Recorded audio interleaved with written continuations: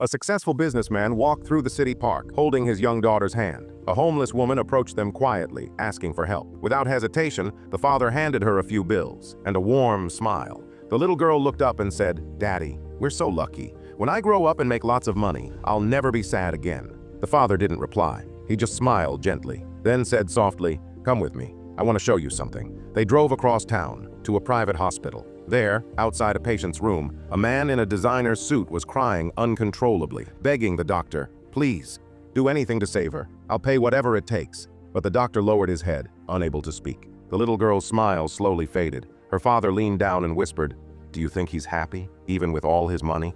She shook her head silently.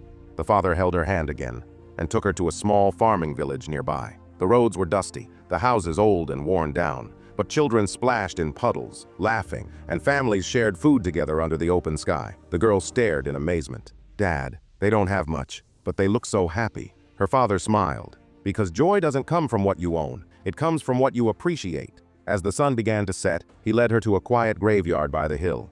They stood silently among the tombstones as he said, "Every person here once chased something, money, fame, or love. But in the end, only one thing lasts: how you treat others." He knelt beside her and whispered, "Remember, my daughter, money can buy comfort, not peace. True happiness is living with kindness and purpose." She held his hand tightly, and as the golden light fell over them, she knew she would never forget her father's lesson. Comment respect if you agree with this father.